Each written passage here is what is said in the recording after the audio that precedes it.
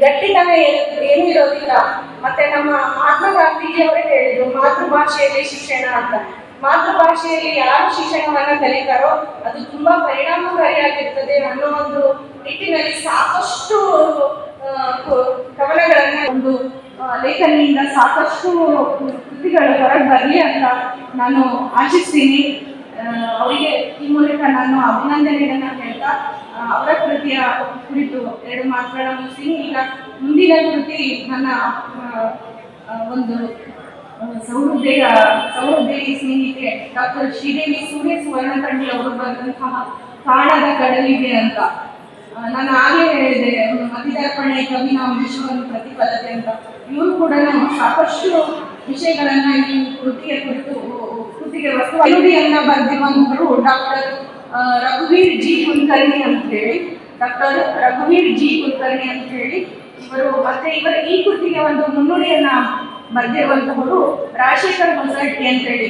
ಇವರು ಶ್ರೀಮತಿ ಶ್ರೀದೇವಿ ಸೂರ್ಯ ಸುವರ್ಣಕಂಡಿ ಅವರು ಮೂಲತಃ ಪ್ರಾಧ್ಯಾಪಕರು ಮತ್ತು ಇವರು ಕಾನೂನು ವಿಷಯದಲ್ಲಿ ಪ್ರಾಧ್ಯಾಪಕರಾಗಿದ್ದು ದಿನಾಂಕ 1/12/2024 ಭಾನುವಾರ ಸ್ಥಳ ಚನ್ನಗಿರಿ ವಿರೂಪಾಕ್ಷಪ್ಪ ಧರ್ಮಶಾಲಾ ಕಲ್ಯಾಣ ಮಂಟಪದಲ್ಲಿ ಕಲಾಕುಂಚ ಸಾಂಸ್ಕೃತಿಕ ಸಂಸ್ಥೆ ದಾವಣಗೆರೆ ಇವರ ಆಶ್ರಯದಲ್ಲಿ 69ನೇ ಕರ್ನಾಟಕ ರಾಜ್ಯೋತ್ಸವ ಕಾರ್ಯಕ್ರಮ ಹಮ್ಮಿಕೊಂಡಿದ್ದು, ಈ ಕಾರ್ಯಕ್ರಮದಲ್ಲಿ ಹೊಂಗನಸು ಹಾಗೂ ಕಾಣದ ಕಡಲಿಗೆ ಕವನ ಸಂಕಲನಗಳ ಲೋಕಾರ್ಪಣೆ ಕಾರ್ಯಕ್ರಮ ಸಮಾರಂಭ ಆಯೋಜಿಸಲಾಗಿತ್ತು. ಈ ಒಂದು ಕಾರ್ಯಕ್ರಮದಲ್ಲಿ ರಾಜ್ಯದ ಹಲವು ಸಂಘಟನೆಗಳ ಮುಖಂಡರು, ಪತ್ರಕರ್ತರು, ಕನ್ನಡಪರ ಸಂಘಟನೆಗಳ ಅಧ್ಯಕ್ಷರು, ವಿವಿಧ ಯೂಟ್ಯೂಬ್ ಚಾನೆಲ್ ಸಂಪಾದಕರು, ವರದಿಗಾರರು, ಕಲಾ ಕ್ಷೇತ್ರಗಳಲ್ಲಿ ಸೇವೆ ಸಲ್ಲಿಸಿದವರಿಗೆ ಕನ್ನಡ ನಾಡು ನುಡಿ, ಕಲೆ, ಸಾಹಿತ್ಯ, ಸಂಗೀತ, ಸಂಸ್ಕೃತಿ, ಜಾನಪದ, ಸಮಾಜ ಸೇವೆ ಹೀಗೆ ಎಲ್ಲ ಆಯಾಮಗಳಲ್ಲಿ ಅತ್ಯುತ್ತಮ ಸಾಧನೆ ಮಾಡಿರುವುದನ್ನು ಪರಿಗಣಿಸಿ ಕಲಾಕುಂಚ ಸಾಂಸ್ಕೃತಿಕ ಸಂಸ್ಥೆ ದಾವಣಗೆರೆ ವತಿಯಿಂದ ಕರ್ನಾಟಕ ಮುಕುಟಮಣಿ ರಾಜ್ಯ ಪ್ರಶಸ್ತಿ ಪ್ರದಾನ ಸಮಾರಂಭ ಆಯೋಜಿಸಿದ್ರು.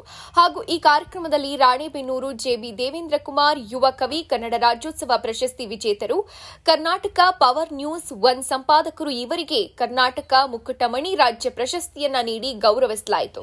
ಇವರು ಮುಂದಿನ ದಿನಮಾನಗಳಲ್ಲಿ ರಾಷ್ಟ್ರ, ಅಂತಾರಾಷ್ಟ್ರೀಯ ಮಟ್ಟದಲ್ಲಿ ಸಾಧನೆ ಮಾಡಿ ಹೆತ್ತ ತಂದೆ ತಾಯಿ ಪೋಷಕರಿಗೆ ಅಕ್ಷರ ಅಭ್ಯಾಸ ನೀಡಿದ ಗುರುಗಳಿಗೆ ಹುಟ್ಟಿದ ಊರಿಗೆ ಕೀರ್ತಿ ತರುವಂತಾಗಲಿ ಅಂತ ಅಭಿನಂದಿಸಿ ಎಲ್ಲ ಪ್ರಶಸ್ತಿ ವಿಜೇತರಿಗೆ ವಿತರಿಸಿದ ಸನ್ಮಾನ ಪತ್ರ ಕ್ಯಾಮರಾಮ್ಯಾನ್ ಹಜರತ್ ಅಲಿ ಜೊತೆ ವರದಿ L Tippesh, Karnataka power 1 news, Harihara.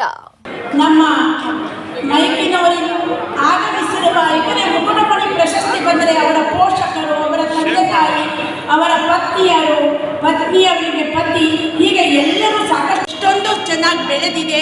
ಇಷ್ಟೊಂದು ಎತ್ತರ ಮಟ್ಟಕ್ಕೆ ಬೆಳೆದು ರಾಜ್ಯ ರಾಷ್ಟ್ರ ಮಟ್ಟದಲ್ಲಿ ಗುರುತಿಸಿಕೊಂಡಿದೆ ಈ ಸಂಸ್ಥೆ ಅಂತ ಹೇಳ್ಕೊಳ್ಳಿ.